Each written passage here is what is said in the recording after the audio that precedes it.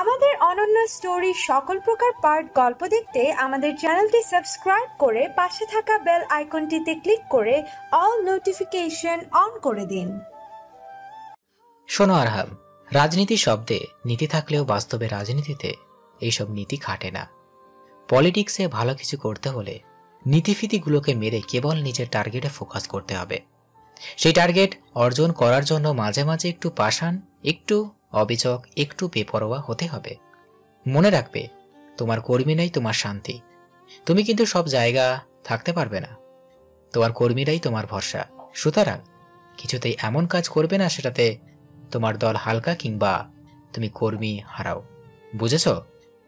মহানগর কার্যালয়ের যুগ্ম সম্পাদক জালালুর রহমান কথা শেষ করেই ধোয়া ওঠা চায়ের কাপে চুমুক দিলেন। আরহামের চিন্তিত মুখটা দেখে বললেন, আরে তুমি এত টেনশন করছো কেন? নাও, চাটা খাও, ঠান্ডা হয়ে যাচ্ছে চা।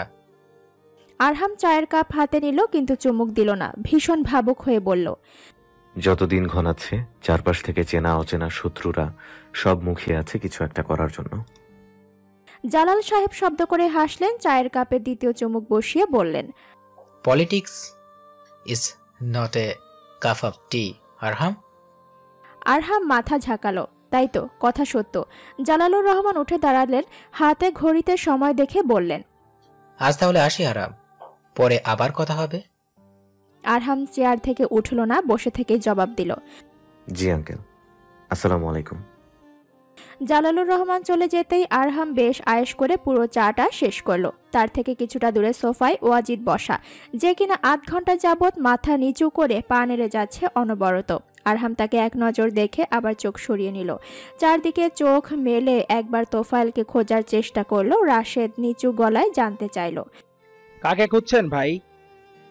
আরহাম এদিক ওদিক দেখতে দেখতেই জবাব দিল, তোফায়েলকে। তোফায়েল এলো মিনিট 10 মাথায়। আরহাম ইজি চেয়ারে গা এলিয়ে দিয়ে জানতে চাইল, আজকে কোনো মিটিং হচ্ছে নাকি। তোফায়েল জানালো, আজ যেই মিটিং হওয়ার কথা ছিল সেটা বৃষ্টিতে বাতিল করা হয়েছে। আরহাম মৃদু হেসে আবেশে চোখ বুজিয়ে নিল। আজকের জন্য তবে একটু শান্তি পাওয়া গেল। এই কয়দিন টানা মিটিংয়ে শরীরে বিরক্তি ধরে গেছে। শেখ শাহরিয়ার আরহাম ইদানিং টের পাচ্ছে রাজনীতি বিষয়টা অত্যন্ত কঠিন। দেখতে বড্ড সহজ মনে হয়, তবে একবার এসবে ঢুকে গেলে বের হওয়া মুশকিল। আরহাম অবশ্য সেসব নিয়ে বিচলিত নয়। রাজনীতি তার রক্তে মিশে আছে, এই জিনিসটা সে তার প্রতিটা ইন্দ্রিয় থেকে অনুভব করতে পারে। আরহাম রাজনীতিতে নতুন না, সে জন্ম থেকেই রাজনীতি দেখে আসছে। রাজনীতি তার নেশা, ইদানিং আবার পেশাও। সময়টা তখন শ্রাবণের মাঝামাঝি। শ্রাবণের দিনগুলো কেমন যেন ছন্নছাড়া। সকালবেলা আবহাওয়াটা কিছুটা ভালো যেতেই বিকেল হতে না হতেই ঝুম বৃষ্টিতে পুরো শহর ভেসে যায়। আজও ঠিক তেমনই একটি দিন। সকালবেলা আকাশ ছিল স্বচ্ছ, একেবারে পরিষ্কার। সেই আকাশই দুপুরের পর থেকে মেঘলা আর কালো হতে হতে শেষ পর্যন্ত মুষলধারে বৃষ্টিতে রূপ নিয়েছে। টানা 1 ঘন্টা ঝমঝম বৃষ্টির পর আকাশ কিছুটা শান্ত হয়েছে। একটু আগেই থেমে থেমে বাজ পড়ছিল, এখন সবকিছুই শান্ত, নিবিড় আর কিছুটা থমথমে। টানা বৃষ্টিতে রাস্তাঘাট ভিজে, এখানে সেখানে পানি জমেছিল। এলাকায় চায়ের দোকানগুলোতে তখনও কম বেশি মানুষের ভিড়। রাস্তায় স্বাভাবিকের তুলনায় লোকজনের সংখ্যা খুব সীমিত। আতিক হোসেনের চায়ের দোকানে তখন চুমুকে চুমুকে রাজনৈতিক আলাপ আলোচনার ঝড় উঠেছে। রনি দোকানের সামনে থাকা রং উঠে যাওয়া বেঞ্চিতে বসে 2 আঙুল উঁচু করে বলল, আতিক মামা, আরো 2 কাপ চা দাও। আতিক নামের মধ্যবয়স্ক লোকটি হাসি মুখে চা বানানোর কাজটি করে যাচ্ছিলেন। বৃষ্টিতে সব ব্যবসা বন্ধ হলেও চায়ের ব্যবসায় প্রচুর লাভ। লোকে বৃষ্টির দিনে কয়েক দফা চা খায়। আকাশের অবস্থা দেখে আতিক হোসেনের মনে হচ্ছে আজ তার ব্যবসা খুব ভালো জমবে। ঠিক তখনই তার ছোট্ট টং দোকানে আবির্ভাব হলো জীর্ণশীর্ণ দেহের অল্প বয়স্ক এক তরুণীর। তরুণীর পরনে হালকা বেগুনি রঙের সাদামাটা পোশাক, হাতে একটা সাদা রঙের পার্স, গলায় ধূসর রঙের স্কার্ফ পেঁচানো, কোমর সমান চুলগুলো বেনি করে অতি অবহেলায় একপাশে ফেলে রাখা হয়েছে। ছোট ছোট কিছু চুল বেনি ছেড়ে বেরিয়ে এসে আবার মুখের ওপর পড়ছে। তরুণীটি একটু পরপর বিরক্তি হয়ে সেগুলো কানের পিছে গুজে দিচ্ছে। আতিক 2 কাপ চা রনির হাতে তুলে দিয়ে পাশ ফিরতেই মেয়েটি মৃদু স্বরে ডাকলো, আসসালামু আলাইকুম চাচা, একটা দরকার ছিল, একটু সাহায্য করতে পারবেন? আতিক তীক্ষ্ণ চোখে মেয়েটিকে আগাগোড়া পরখ করে নিল। পোশাক দেখে ভদ্র ঘরেরই মনে হচ্ছে। এক দুইবার দেখে নেওয়ার পরে সে সন্দিহান গলায় জানতে চাইল কি সাহায্য। মেয়েটি এদিক ওদিক দেখে ঠান্ডা গলায় বলল, আপনি কি আমাকে জনাব শাহরিয়ার আরহামের পার্টি অফিসের খোঁজ দিতে পারবেন? আমার একটা দরকার ছিল। তার প্রশ্নে কেবল আতিক না, পুরো দোকানের ছেলেপেলেরা চোখ বাঁকিয়ে তাকে দেখল। দোকানে তখন তোফায়েলও ছিল। সে তৎক্ষণাৎ উঠে দাঁড়িয়ে প্রশ্ন করল, কেন আরহাম ভাইয়ের অফিসে যাবেন কেন? সেখানে আপনার কি কাজ? তোফায়েল আশা করেছিল তার প্রশ্নে মেয়েটি কিছুটা বিব্রত কিংবা অপ্রস্তুত বোধ করবে, কিন্তু তেমন কিছুই হলো না। উল্টো মেয়েটি তার দিকে এক কদম এগিয়ে এসে শক্ত মুখে জবাব দিল, কাজ কি সেটা আপনাকে কেন বলবো? আপনি কি শেখ আরহাম? পাল্টা প্রশ্নে তোফায়েল বিষম খেল। চোখ বড় বড় করে দেখল তার সামনে দাঁড়ানো মেয়েটির কঠোর মুখখানা। অনুভব করলো মেয়েটির কণ্ঠে ভীষণ তেজ। সেই তেজের কাছে তোফায়েলের টিকে থাকার সাধ্য নেই। সে কথা বাড়ায় না, কেবল সামনে এগিয়ে যেতে যেতে বলে, আমার সাথে আসুন, আমি শেখ আরহামের অফিসে যাচ্ছি। বাইরে বৃষ্টি থেমেছে অনেক আগে। বৃষ্টির পরে একটা মিষ্টি আর শরীর জুড়ানো বাতাসে আরহামের চোখ বুজে এলো। বারবার ঘুমে তার শরীর অবসন্ন হয়ে উঠছে। আরহাম তামজিদকে ডেকে বলল রুমের জানালাটা খুলে দিতে। এই নাতিশীতোষ্ণ বাতাসটা বেশ উপভোগ্য। এই বাতাস গায়ে মাখলে পুরো শরীর খুব ফুরফুরে আর চাঙ্গা থাকে। স্নিগ্ধ ঘোলাটে আর বৃষ্টি মুখর আবহাওয়ায় যেই না আরহামের চোখ তন্দ্রা ঘরে লেগে আসছিল, ঠিক তখনই কলিং বেলের কর্কশ শব্দে পুরো ঘুমটাই উবে গেল। আরহাম দাঁতে দাঁত চেপে কয়েকটা অশ্রাব্য গালি দিল। ওয়াজেদ সোফায় হেলান দিয়ে বলল, কেউ এসেছে মনে হয় তোর সাথে দেখা করার জন্য। আরহাম ঘাড় মালিশ করতে করতে তামজিদকে ডেকে নিদ্রাচ্ছন্ন কণ্ঠে আদেশ দিল, জাগিয়ে দেখ কে এসেছে, ভেতরে নিয়ে আয়। আরহাম এক হাত চোখের উপর রেখে ইজি চেয়ারে গা ছেড়ে দিয়ে বড় করে দুবার শ্বাস নিল। কিছু গানের লাইন মাথায় আসছে হঠাৎ। গাইবে কি? এখানে কেউ নেই তেমন। সামান্য গাইতে দোষ কোথায়? আরহাম গুনগুন করে সুর তুলল,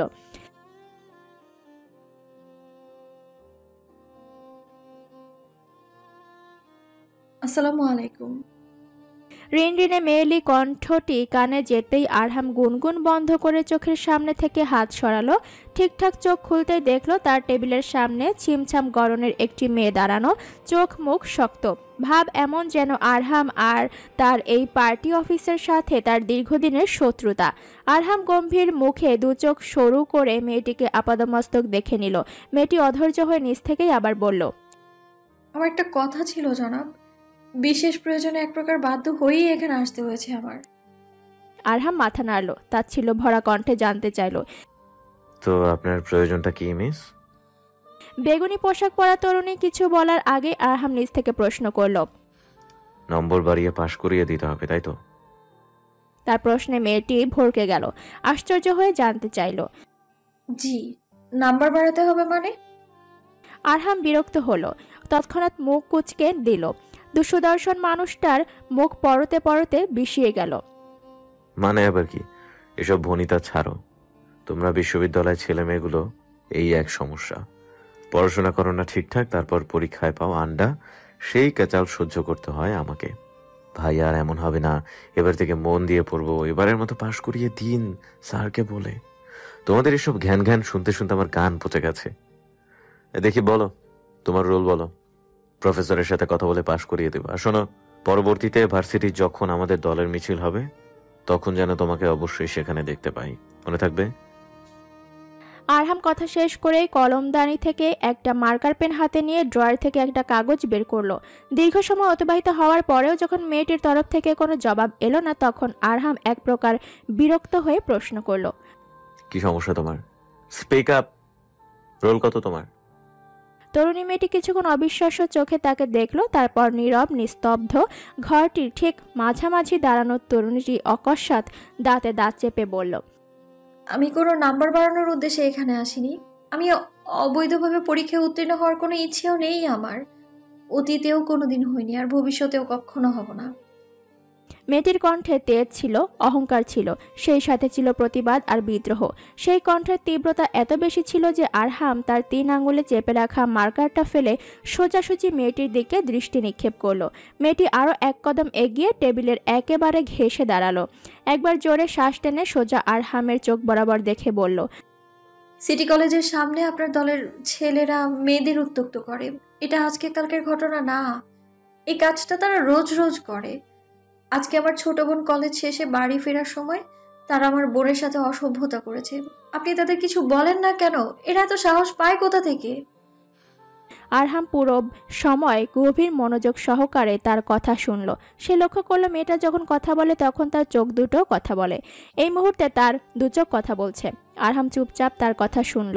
কথা শেষ করার পর মেয়েটি জলজল চোখে কিছুক্ষণ চেয়ে রইল। আরহাম তার কথার উত্তর দিল না, উল্টো নিজ থেকে প্রশ্ন করল, নাম কি তোমার? মেয়েটি সম্ভবত এই প্রশ্নের জন্য প্রস্তুত ছিল না। সে আশ্চর্য হয়ে বিচলিত কণ্ঠে বিড়বিড় করল, জি। আরহাম জানে তার প্রশ্ন মেয়েটি শুনেছে। তা সত্ত্বেও কেন দ্বিতীয়বার প্রশ্ন করেছে সেটা জানার কোনো ইচ্ছে নেই তার। সে বেশ সাবলীলভাবে আবারও বলল, নাম কি? এই, হোয়াটস ইওর নেম গার্ল? মেয়েটা কিছুটা ধাতস্থ হলো, নিজেকে সামলে নিয়ে বলল, নবনীতা। আমার নাম Nabanita Noor. Good, nice name. So Nabanita, তোমার সমস্যা আমি শুনেছি, মাথায় রেখেছি। এবার তুমি যেতে পারো। নবনীতার মনে হলো শুভ্র পাঞ্জাবি পরা ভদ্রলোকটি তার ওপর বিরক্তি, অথচ তার বিরক্ত হওয়ার মতো কোনো কাজ নবনীতা এখন অবধি করেনি। সে কেবল একটা নালিশ জানাতে এসেছে, যেটা জানানো তার প্রয়োজন মনে হয়েছে, অথচ ভদ্রলোকের সে নিয়ে কোনো ভ্রুক্ষেপ কিংবা মাথা ব্যথা কোনোটাই আছে বলে মনে হচ্ছে না। নবনীত শুকনো মুখে জানতে চাইল, তারা কলেজের বাইরে ঝামেলা করবে না তো? আমি কিন্তু পুলিশে না গিয়ে আপনার কাছে এসেছি। আপনি এর একটা বিহিত করবেন আশা করছি। আরহাম এবারও সোজাসাপটা জবাব দিল না, কেবল ঘাড় কাত করে বলল, আমি আপনার কথা শুনেছি বললাম তো, এবার আসুন আপনি। সূক্ষ্ম এবং ধারালো অপমানে নবনীতার শরীর ঝাঝা করে উঠল। লোকটা রীতিমতো তাকে তাড়িয়ে দিচ্ছে, তাকে কিছু বলার সুযোগ পর্যন্ত দেয়নি। অন্তত একবার বলতো যে তিনি এর একটা ব্যবস্থা করবেন, তাতেই তো নবনীর দুশ্চিন্তা কিছুটা হতো দূর। কিন্তু এই লোক কোনো কথাই বলছে না ঠিক করে। নবনীতা তার পার্স ব্যাগটা খামচে ধরল আশাহত হয়ে। আরহামের ডেস্কের সামনে থেকে সরে যাওয়ার আগে কেবল ছোট করে বলল, ভালো থাকবেন, আসসালামু আলাইকুম। আরহাম পুনরায় আরাম কেদারায় গা এলিয়ে দিল। তার ঠোঁটের কোণে দুর্বোধ্য হাসি। সেকেন্ডের ব্যবধানে সে হাসি মিলিয়ে গেল। সে ঘুম জড়ানো গলায় জবাব দিল, ওয়ালাইকুম আসসালাম নবনীতা। পার্টি অফিস থেকে বেরিয়ে মালিবাগ আসতে আসতে প্রায় সন্ধ্যা ঘনিয়ে এলো। নবনীতা সারাদিনের ধকলে প্রচণ্ড রকম ক্লান্ত হয়ে দুটো তপ্ত শ্বাস ছাড়ল। মালিবাগ রেল ক্রসিং আসতেই তার মুঠোফোনটি যান্ত্রিক শব্দে চতুর্থবারের মতো বেজে উঠল। নবনীতা আর সেটিকে ব্যাগ থেকে বের করল না। সে জানে কে ফোন করছে। সে এক হাত রিকশার নামিয়ে রাখা হুডের ওপর চেপে ধরে অনুনয়ের সুরে বলল, আপা চলে এসেছি সোনা, একটু অপেক্ষা কর। আজ নবনী একটা ভয়ঙ্কর দুঃসাহসিকতার কাজ করেছে। মতিঝিল থেকে মালিবাগ পর্যন্ত সে সোজা রিকশা নিয়ে এসেছে। এই কাজ সে সচরাচর করে না। কেবল শুভ্রানী বা চিত্রার সাথে থাকলে সে এই 3 পায়া যানে চলাচল করে, নয়তো তার জন্য লোকাল বাসই সবচেয়ে উত্তম পরিবহন। আরও ভালো হয় যদি পায়ে হেঁটে পথটুকু অতিক্রম করা যায়। আজকের ঘটনা আলাদা। আজকে নবনীর শরীর ভালো নেই। সকাল থেকেই মাথা ঘুরছে, বুকে ব্যথা হচ্ছে। এই ক্লান্ত মূর্ছা যাওয়ার শরীর নিয়ে লোকাল বাসে উঠে নতুন ঝামেলা বাঁধাতে সে ইচ্ছুক না। সে চাইছে দ্রুত বাড়ি ফিরতে। চিত্র নিশ্চয়ই এতটা সময় তাকে না পেয়ে কাঁদছে। শুভি নিজেই তো ছোট মানুষ, সে আর চিত্রকে কেমন করে সামলাবে? নবনীতা ঠিক বরাবর 7টার দিকে বাড়িতে এসে পৌঁছালো। বাড়ির বাইরে কলিং বেল আছে। অন্য সময় সে ইচ্ছে করে বেল বাজাতো, কিন্তু আজ সে তার ব্যাগে থাকা ডুপ্লিকেট চাবি ব্যবহার করে একদম আস্তে করে দরজা খুলে ভেতরে প্রবেশ করলো। বসার ঘরের বাতি নিভিয়ে রাখা হয়েছে। নবনীতা পা টিপে টিপে তার শোয়ার ঘরের সামনে গিয়ে ভেতরে উকি দিল। চিত্রা আর শুভ্রানীকে দেখা যাচ্ছে। শুভ্রানী রং দিয়ে কিছু একটা আঁকার চেষ্টা করছে। ছোট্ট চিত্রা গভীর মনোযোগ দিয়ে সেই দৃশ্য দেখছে। নবনীতা ঠোঁট টিপে হাসল, কণ্ঠ পরিষ্কার করে বলল, শুভি, চিত্র, কোথায় তোমরা? শুভ্রানীর হাতের 3 আঙ্গুলে চেপে রাখা রং পেন্সিলটা তক্ষুনি তার আঁকাউকি বন্ধ করে দিল। 2 বোন তড়িৎ বেগে দরজার দিকে ফিরে বিকট শব্দে চেঁচিয়ে উঠল, আপাই। নবনীতা দ্রুত মুখ চেপে শাসনের সুরে বলল, হ্যাঁ আস্তে, এত জোরে কথা বলতে নেই। জোরে কথা বলা বারণ, কিন্তু ছুটে গিয়ে বোনকে জড়িয়ে ধরা তো বারণ নেই। শুভ্রাণী আর চিত্রা সমস্ত কাজ ফেলে দিয়ে এক দৌড়ে তার দিকে ছুটে গেল। আছড়ে পড়ল 24 ছুঁই ছুঁই রমণীর দুর্বল বক্ষে। সেই বক্ষ পুরুষালী বক্ষে নয়, প্রশস্ত নয়, কিন্তু সেখানে স্বস্তি আছে, ভালোবাসা আছে। শুভ্রাণী আর চিত্রার একটা সুন্দর অস্তিত্ব আছে। দুই বোনকে মন ভরে আদর করার পর নবনীতা সামান্য ঝুঁকে চিত্রাকে কোলে তুলে নিল। চিত্রার ফোলা ফোলা গাল দুটোতে চটপট চুমু খেয়ে মিষ্টি স্বরে বলল, তুমি আজ আবার আপাইয়ের জন্য কান্নাকাটি করেছো চিত্র? তোমাকে না আপাই বলেছে শুধু শুধু কাঁদবে না? বড় হচ্ছ না তুমি ধীরে ধীরে? চিত্রা ডানে বায়ে মাথা নাড়ল। সে কোথায় বড় হয়েছে? আপাইয়ের কাছে তো সে কোনোদিনই বড় হয়নি। সে তো এখন ওই ছোট্ট মেয়েটি আছে যার কাছে বাবা মা, এমনকি পুরো পৃথিবীটাই তার পরি আপাই। পরি, এই পরি। মিসেস রোকেয়ার আওয়াজ পাওয়া যাচ্ছে। নবনীতা চিত্রাকে কোল থেকে নামিয়ে দরজার দিকে এগিয়ে গেল। রোকেয়া বেগম তাকে দেখা মাত্রই কর্কশ গলায় বললেন, কোথায় ছিলে এতক্ষণ? নবনীতা জায়গায় জায়গায় রং উঠে যাওয়া দেয়ালের দিকে চোখ রেখে নিচু স্বরে বলল, একটা কাজ ছিল মামি, সেখানেই আটকে পড়ে গিয়েছিলাম। রোকেয়া বেগম থমথমে মুখে আবারও প্রশ্ন করলেন, ভাড়ার টাকা জোগাড় করেছো? কাল কিন্তু ভাড়া দিতে হবে, সে যে করেই হোক। বাড়ির মালিক রোজ রোজ ভাড়া চাইতে আসেন। আমি আর কত তালবাহানা করব? কালকের মধ্যে টাকা না দিলে ভীষণ ঝামেলা হয়ে যাবে কিন্তু। নবনীতা একমনে তার কথা শুনল। কথা শেষ হতেই সে একটা দীর্ঘশ্বাস ছেড়ে খাটের এক মাথায় গিয়ে বসল। শরীরটা ক্লান্তিতে ছিঁড়ে যাচ্ছে। এই মুহূর্তে একটু ভালো কথা নিমিষেই তার মন ভালো করে দিতে পারে। কিন্তু মামি কি সেই কথা বুঝতে পারে? মামি কি অনুভব করতে পারে নবনীতা যে প্রতিদিন একটু একটু করে শেষ হয়ে যাচ্ছে? নবনীতা পার্স ব্যাগ হাতড়ে হাতড়ে মোট 5,000 টাকা বের করলো। সেটাই মামির দিকে বাড়িয়ে দিয়ে বিবর্ষ কণ্ঠে বলল, আপাতত এটা রাখো মামি, কাল পরশু বাকিটা দিয়ে দিব। রোকেয়া বেগম এক খাবলায় পুরোটা টাকা নিজের হাতে নিলেন। কাঠখোট্টা স্বরে বললেন, ভাড়া কিন্তু 6,000, তার সাথে গ্যাস কারেন্টও আছে। এই মাসে তো বাজারও করা হয়নি, সব মিললে আরো 1,500 লাগবে পরি। জোগাড় হয়ে যাবে মামি, আর 2 দিন অপেক্ষা করো। বেগম রোকেয়া শাড়ির আঁচলে নোটগুলো বেঁধে ঘর থেকে বেরিয়ে গেলেন। শুভ্রাণী খেয়াল করলো তার পরি আপায় বৃষ্টির দিনও দরদর করে ঘামছে। সে এক গ্লাস পানি হাতে তার সামনে এসে দাঁড়ালো, কোমল গলায় ডাকলো, আপাই। কি হয়েছে? দু চোখ বুঝে জানতে চাইল নবনীতা। পানি খাও আপাই, তুমি কিন্তু আজকাল খুব ধকল নিচ্ছ। দয়া করে শরীরকে আর কষ্ট দেবে না আপাই। নবনীতা চোখ খুলে সামনে দেখল তার সামনে পানির গ্লাস হাতে দাঁড়ানো ষোড়শী কন্যাটির চোখ দুটো ভীষণ ঘোলাটে, মুখ জুড়ে বিষণ্ণতার ছড়াছড়ি। সে একটানে পানিটুকু খেয়ে শেষ করলো। চিত্রা মনের আনন্দে খাটের ওপর ছড়িয়ে রাখা রং পেন্সিল দিয়ে কাগজে আঁকিবুকি করে যাচ্ছিল। নবনীতা হাত বাড়িয়ে ডাকলো, সুবি এদিকে আয় তো। শুভ্রাণী বাধ্য মেয়ের মতো এগিয়ে এসে ঠিক তার আপাইয়ের গা ঘেঁষে বসল। নবনীতা তার ডান হাতের দুটো আঙুল পরম যত্নে তার চুলের ভাঁজে চালাতে চালাতে বলল, তুই কেঁদেছিস সুবি? শুভ্রা চমকালো, দ্রুত মাথা নেড়ে বলল, না আপাই, কাঁদবো কেন? তুমি যে কিসব বলো না। কেন কেঁদেছিস সুবি? আপাই আছি না? আপাই থাকতে তোদের কিসের কষ্ট শুনি? শুভ্রা নড়েচড়ে উঠল, চোখ দুটোই তার অশ্রু জমে চিকচিক করছে। দুফোঁটা জল তৎক্ষণাৎ মুক্তদানা রূপে ঝরে পড়ল। শুভ্রা ফুপিয়ে উঠল হঠাৎ করে, আপাই, আমার কলেজ যেতে ভয় করে। নবনীতার কোমল হাত দুটো বাড়িয়ে তার চোখ মুছে দিল। দুহাতে শক্ত করে বোনকে আঁকড়ে ধরে বলল, সে কি সুবি, কিসের ভয় তোর? আপাই বলেছি না সব ঠিক করে দিব, চিন্তা করিস না সুবি, আপাই আছি তো বোকা মেয়ে। সুন্দরী স্নেহের বাণী শুভ্রাণীর কান্না থামালো না, বরং কিশোরী মেয়েটি তার কথা শুনতেই আগের চেয়ে বেশি শব্দ করে কেঁদে উঠল। হেঁচকি তুলতে তুলতে বলল, তুমি আছো বলি তো এত ভালো আছি আপাই। তুমি না থাকলে কি হবে আমাদের? তুমি কেন নিজের এত অবহেলা করো বলো তো? নবনীতা ভ্রু কুচকালো, আমি কখন নিজের অবহেলা করলাম আবার? এই যে ঠিকঠাক ডাক্তার দেখাও না, আমাদের একটু জ্বর হলে কেঁদে কেটে অস্থির হয়ে যাও, আর নিজের বেলায় ওষুধটুকুও কেনো না ঠিক মতন। এসব করবে না আপাই, আমার খুব কষ্ট হয়। নবনীতা বিস্মিত নয়নে অপলক শুভ্রার আদুরে মুখটা দেখে নিল। বোকা মেয়েটা কাঁদতে কাঁদতে চোখ লাল করে ফেলেছে।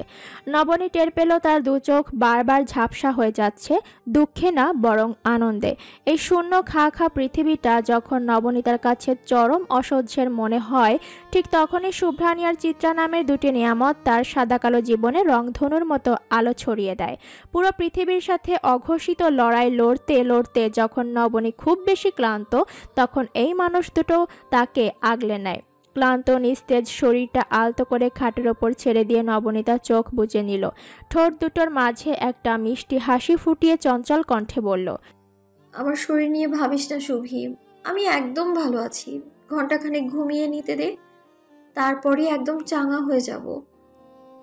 শুভ্রা ঘরের জানালার ভিড়িয়ে রাখা পর্দা টেনে দিল, পাখার স্পিড কমিয়ে আলমারির তাক থেকে একটা কাঁথা নামিয়ে নবনীতার রুগ্ন শরীরটার ওপর চাপিয়ে দিল খুব যত্নে। নবনীতা ঘুমের ঘরেই হালকা হাসল।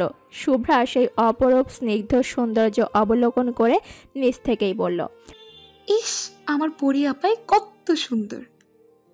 সমতট লেনের ২৬ নাম্বার বাড়িটিতে লুবনারা ভাড়া থাকে। নবনীতা বাড়ির গেটের কাছে এসেই কপালে লেগে থাকা ঘামটুকু মুছে নিল। কলিং বেল বাজানোর প্রায় ৫ মিনিট বাদে লুবনা ঝিমুতে ঝিমুতে দরজা খুলল। নবনীতা তাকে দেখতেই কঠিন মুখ করে বলল, এই অসময়ে ঘুমাচ্ছ? পরীক্ষার ডেট দিয়েছে তো লুবনা, একটু তো পড়াশোনায় মন দাও। কথা শেষ করে সে জুতো খুলে লুবনার পড়ার ঘরে গিয়ে বসল। লুবনা চোখে মুখে পানি দিয়ে এক প্রকার বিরক্ত হয়ে পড়ার টেবিলে এসে বসল। নবনীতা পদার্থবিজ্ঞান বইটা হাতে নিয়ে মহাকর্ষ আর অভিকর্ষ নামক অধ্যায়টি খুলে জানতে চাইল। যে ৬টা প্রশ্ন দাগিয়েছিলাম সেগুলো করেছো? লুবনা মাথা নাড়ল, জানানো সে করেনি। নবনীতা কড়া গলায় তাকে কিছু বলতে গিয়েও বলল না, কেবল থমথমে মুখে বলল, তাহলে এখন আগে সেগুলো করো। লুবনা হাই তুলতে তুলতে অঙ্ক করা শুরু করলো। এই অধ্যায়টা এত বিরক্তিকর কেন লুবনার জানা নেই। স্যাটেলাইটে আকাশে গিয়ে কত বেগে ছুটবে এটা জেনে লুবনার কি কাজ? সে তো আর স্যাটেলাইট না, এটা তার জানার বিষয়ও না। স্যাটেলাইট নিজের মতো করে ঘুরছে ঘুরুক, এসব আবার লুবনাকে কেন গুনে গুনে বের করতে হবে? লুবনা তো কোনো বিজ্ঞানী না। নবনীতা গলা খাকারি দিল, চোখ পাকিয়ে জানতে চাইল, মনে মনে কি বিড়বিড় করছো লুবনা? আমাকে গালি দিয়ে লাভ নেই, আমি বই লিখিনি। জি আপু, আপনাকে দিচ্ছি না, যারা বই লিখেছে তাদেরকেই দিচ্ছি। লুবনা লেখার মাঝে সোজাসাপটা জবাব দিল। নবনীতা জবাব শুনে ফিক করে হেসে দিল। পরক্ষণে আবার হাসি থামিয়ে বলল, গুড, ভেরি গুড। প্রায় ঘন্টাখানেক বাদে লুবনার মা মিসেস ইয়াসমিন তার পড়ার ঘরে ঢুকে ঠিক নবনীতার মুখোমুখি এসে দাঁড়ালো। তার হাতে কর করে ৫,০০০ টাকার নোট। নবনীতা তার হাত দেখে চোখ নামিয়ে নিল। ইয়াসমিন সুলতানা তার হাতের নোটগুলো নবনীতার দিকে বাড়িয়ে দিলেন। নির্লিপ্ত ভঙ্গিতে বললেন, এই নাও তোমার টাকা। নবনীতা হাত বাড়িয়ে চুপচাপ টাকাটা নিয়ে ব্যাগে পুরে নিল।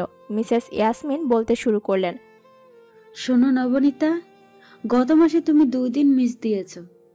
জানি তুমি অসুস্থ ছিলে, কিন্তু মিস তো হয়েছেই, তাই না? তাই এই মাসে তুমি যে কোনো 2 দিন মোট 2 বেলা এসে লুবনাকে পড়িয়ে দিবে, বুঝেছ? নবনীতা মাথা নাড়ল, ছোট করে জানালো সে পরিয়ে দিবে। মিসেস ইয়াসমিন আর এক মুহূর্ত দাঁড়ালেন না।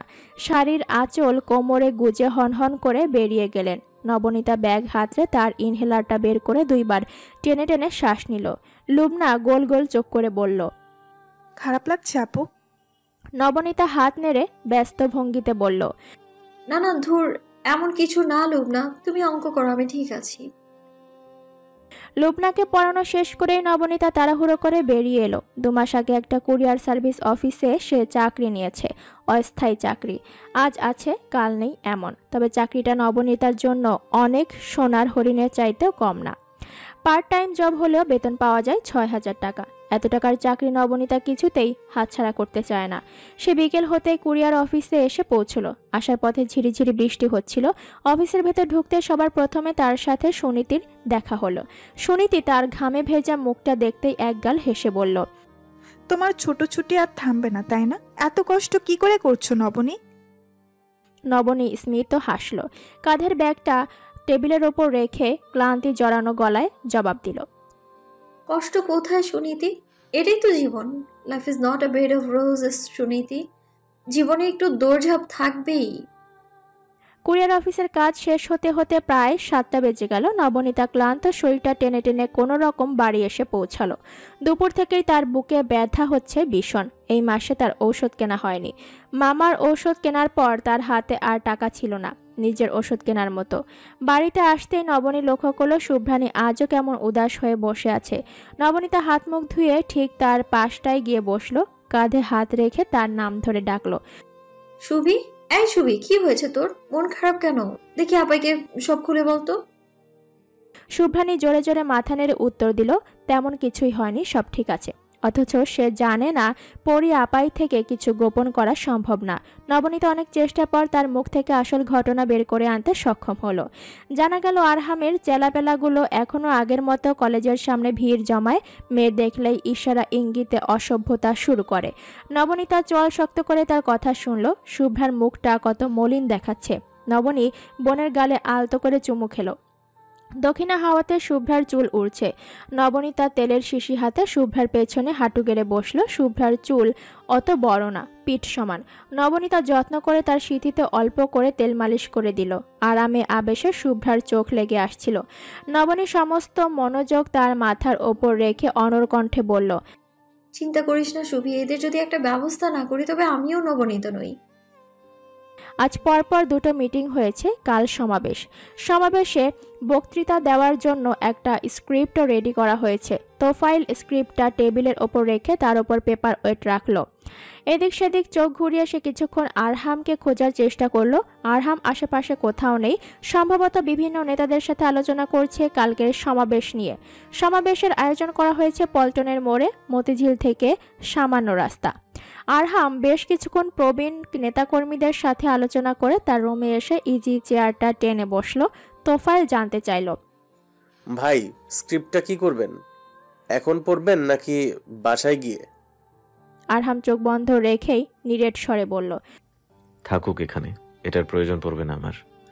আমি নিজ থেকে বলতে পারবো কথা। তোফাইল মাথা নাড়ল, জানতে চাইল চা আনবে নাকি। আরহাম কেবল ডানে বায়ে মাথা নেড়ে জানালো তার প্রয়োজন নেই। তারপরই চেয়ার ঠেস দিয়ে মাথাটা পেছনের দিকে ছেড়ে দিল। এমন সময় ক্যাচ ক্যাচ শব্দ করে অফিস রুমের কাচের দরজাটা খুলে গেল। তোফাইল দ্রুত পেছনে ফিরল। অফিস রুমের ভেতরে নীল জামা পরা একটি মেয়ের অস্তিত্ব টের পেতেই তার চোয়াল ঝুলে গেল। আরহাম হাসকি স্বরে শুধালো, কে এসেছে তোফাইল? আমি এসেছি। কটমট করে জবাব দিল নবনীতা। সঙ্গে সঙ্গে আরহামের বুজে রাখা চোখ দুটো খুলে গেল। এক লাফে আধশোয়া থেকে উঠে বসল সে। প্রথমবারেই মেয়েটিকে চিনতে পারল না। তারপর যখন মেয়েটি ক্রুদ্ধ পায়ে কিছুটা সামনে এগিয়ে এলো, তখন শেখ শাহরিয়ার আরহামের নিকট তার পরিচয় স্পষ্ট হলো। আরহাম চোখ সরু করে প্রশ্ন ছুড়ল, তুমি? নবনীতা কোনো ভূমিকা কিংবা উপসংহারে গেল না, বরং তিক্ত কণ্ঠে গিরগির করে উঠল, আপনি বলেছিলেন আপনি ব্যাপারটা মাথায় রাখবেন, অথচ আপনার ছেলেরা এখনো সেই আগের মতোই কাজ করে যাচ্ছে। এসবের মানে কি? আপনি কেন তাদের কিছু বলছেন না? আপনি তাদের মেয়েদের কাজ কি? নবনীতার কথা শেষ হওয়ার আগে স্পষ্ট ভাষায় প্রশ্ন আরহামের। প্রশ্ন শুনতেই নবনীতা ভরকে গেল, চোখ উল্টে বলল, কি? কথা কি একেবারে বুঝো না? জানতে চেয়েছি মেয়েদের কাজটা কি। আরেকটু জোরালো আর কঠিন শোনালো আরহামের কণ্ঠ। নবনীতা বোকার মতো কিছুক্ষণ তার মুখের দিকে চেয়ে রইল। এটা কেমন প্রশ্ন? সে আমতা আমতা করে জবাব দিল, মেয়েদের কাজ পড়াশোনা করে মানুষ হওয়া, শির দ্বারা উঁচু করে দাঁড়ানো, আপনজনদের খেয়াল রাখার।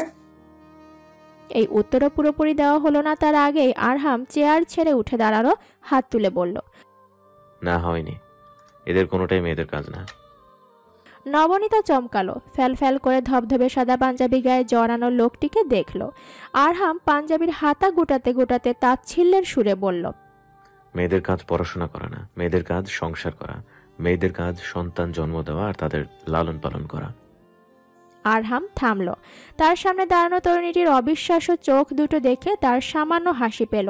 নবনীতার মনে হচ্ছিল তার চোখ দুটো কোটর ছেড়িয়ে বেরিয়ে যাবে। 21 শতাব্দীতে আসার পর কোনো ছেলের চিন্তাভাবনা এমন হতে পারে, এই যুগে এসেও কোনো ছেলে এমনটা ভাবতে পারে যে মেয়েদের কাজ শুধু সন্তান জন্ম দেওয়া আর তাদের লালন পালন করা। নবনীতা প্রতি উত্তর করার কোনো ভাষা খুঁজে পেল না। মুখ দিয়ে কোনো শব্দ সত্যিই বেরোচ্ছে না।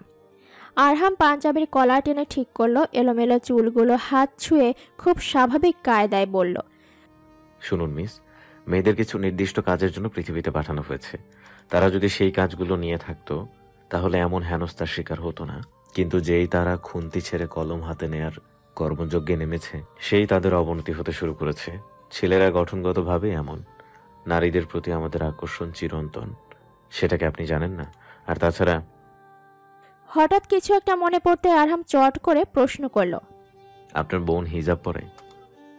নবনীতা অতি বিস্ময়ে জবাব দেওয়া পর্যন্ত ভুলে গেল। সে এতটাই আশ্চর্য হলো যে তাকে যে একটা প্রশ্ন করা হয়েছে সেটা পর্যন্ত তার মাথায় নেই। আরহাম এক নজর তাকে দেখে ভর্ৎসনার সুরে বলল, নিজেরই তো মাথায় কাপড় নেই, বোন আর কি হিজাব পরবে? সূক্ষ্ম অপমানে আর খোঁচায় 23 ঊর্ধ্ব তরুণীর চোখ দুটো রক্তিম হলো, কান দুটো কেমন ঝাঝা করে উঠল, কণ্ঠে ফিরে এলো সেই চিরচেনা তেজ। এইবার গর্জন করে উঠল তার কণ্ঠ, জানতে চাইল, আমি হিজাব পরি কি না পরি, অথবা আমার বোন হিজাব পরে নাকি পরে না, তাতে আপনার কি? বলতে চাইছেন আপনার দলের লাফাঙ্গাদের কোনো দোষ নেই? দোষ সব আমার বোনের, ওই সকল মেয়েদের যারা হিজাব পরে না, তাই তো? আপনাদের সৃষ্টিগত দুর্বলতা আছে, আর তাই আপনারা মেয়েদের সাথে অসভ্যতা করবেন, আর আমরা এর বিরুদ্ধে টু শব্দ করতে পারবো না? আরহাম সুচালো চোখে নবনীতা নামের যুবতী মেয়েটিকে এক নজর দেখে নিল। মেয়েটির কি শ্বাসকষ্টের সমস্যা নাকি? দু লাইন বলতেই এমন হাঁপিয়ে গেল কেন? আরহাম সিদ্ধান্ত নিল মেয়েটিকে সে আরেকটু হাঁপিয়ে দেবে। চুপচাপ নবনীতার চেয়ে শ্বাস টেনে টেনে কথা বলা নবনীতাকে তার বেশি ভালো লাগছে। আরহাম কুটিল হেসে আবার বলতে শুরু করলো, Nabanita or what, I don't care. একটা কথা শোনো, আমার সামনে নির্বাচন, নমিনেশন থেকে শুরু করে ইলেকশন পর্যন্ত প্রতিটা কাজে ওই ছেলেগুলোকে আমার প্রয়োজন। তাদের কোনো কিছু করা আমার পক্ষে সম্ভব না, আর আমি করতে চাইছিও না। তুমি বরং তোমার বোনকে একটু দেখে শুনে রাখো। কি হবে এত পড়াশোনা করে? সেই তো স্বামীরটাই খাবে। তার চেয়ে ভালো দু বোন মিলে রান্না শিখো, স্বামীর পাশাপাশি শ্বশুর বাড়ি বাকিদেরও খুশি রাখতে পারবে। মেয়েদের এসব দাবাঙ্গিরি আমার একদম পছন্দ না। এখন তুমি আসতে পারো, খোদা হাফেজ। তার মানে আপনি আপনার দিক থেকে কিছুই করবেন না? নবনীতার সোজা সাপটা প্রশ্ন। আরহাম এক পেশে হাসল, না, আমি কিছুই করব না। আমি কিন্তু পুলিশে কেস করব বলে দিলাম। ভেরি গুড, এটা আরো ভালো হয়, করে দেখতে পারো নবনীতা। আড়মোড়া ভাঙতে ভাঙতে উত্তর দিল আরহাম। নবনীতার চোখ দুটো ছলছল করে উঠল। তার সামনে শটান হয়ে দাঁড়িয়ে থাকা 30 ঊর্ধ্ব যুবকটির গা ছাড়া ভাব দেখতেই তার গা গুলিয়ে এলো। সেদিকে একবার ঘৃণা ভরা দৃষ্টি নিক্ষেপ করে নবনী থেমে থেমে বলল, আপনি একটা জঘন্য লোক, আপনার মানসিক চিকিৎসা প্রয়োজন। কথা শেষ করা মাত্রই আর এক মুহূর্ত দেরি না করে সে হনহনিয়ে বেরিয়ে গেল রুম থেকে। তোফাইল হা করে কিছুক্ষণ এদিকে কিছুক্ষণ আরহামের দিকে দেখল। আরহাম টেবিলের ওপর রাখা স্ক্রিপ্টটা হাতে তুলে একবার চোখ বুলিয়ে নিল। তারপর হঠাৎ তার কি হলো কে জানে, পুরো কাগজটা ছিঁড়ে টুকরো টুকরো করে সে নিজেও রুম থেকে বেরিয়ে গেল। তোফাইল শুকনো ঢোক গিলল। ভাইয়ের মাথায় কি চলছে তোফাইল তা আন্দাজ করতে পারছে না, তবে ভাইয়ের মেজাজ খারাপের মূলে যে এই মেয়েটি তাতে কোনো সন্দেহ নেই। পল্টনে যে বিশাল সমাবেশের আয়োজন করা হয়েছিল সেই সমাবেশটা সফলভাবে শেষ হয়েছে। শুধু আরহাম না, সে বাদেও দলীয় আরও অনেক নেতারা সমাবেশে বক্তব্য রেখেছে। সেই সাথে আসন্ন নির্বাচনে কেন আরহামকে মনোনয়ন দেওয়া উচিত সেই নিয়েও বিস্তর আলোচনা চলল। আরহাম যেমনটা ভেবেছিল দেখা গেল সমাবেশে আরও বেশি সুন্দর আর শান্তিপূর্ণভাবে সম্পন্ন হয়েছে। বিরোধী দলের লোকরা কোনো ক্যাচাল করা তো দূর, সমাবেশ চলাকালীন সময়ে পল্টনের আশেপাশেও প্রবেশ করতে পারল না।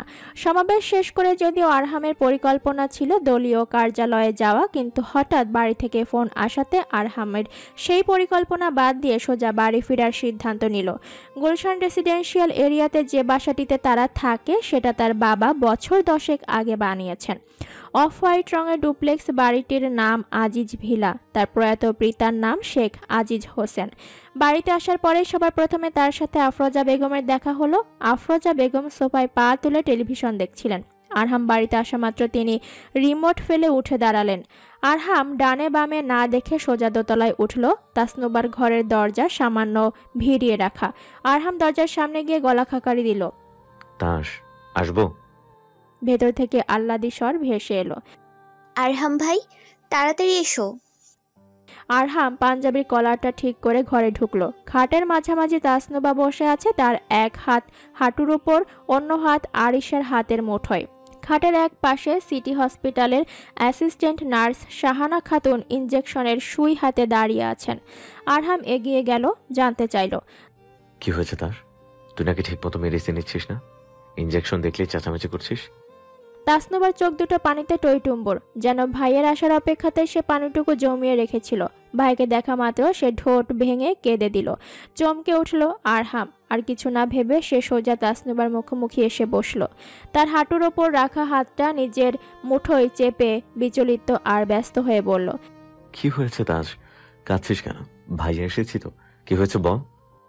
তাসনুবা জবাব দিল না, সে কান্না থামাতে ব্যস্ত। আরিশ আশাহত মুখ করে বলল, তাস কিছুতে ইনজেকশন নিতে চাইছে না ভাইয়া। গতবার অনেক জ্বর এসেছিল, এই ভয়ে সে আজ সকাল থেকে শাহানা আন্টির কাছ থেকে পালিয়ে বেড়াচ্ছে। আমি অনেক বুঝিয়েছি ভাই, কিন্তু সে কিছুতেই কথা শুনছে না, বললেই কেবল কান্না করছে। আরহাম ছোট করে একটা শ্বাস ফেলে আবার তাসনুবার দিকে ফিরল। তাসনুবা কাঁদো কাঁদো মুখ করে বলল, ভাইয়া অনেক যন্ত্রণা হয়, সহ্য করতে পারি না আমি সেই যন্ত্রণা।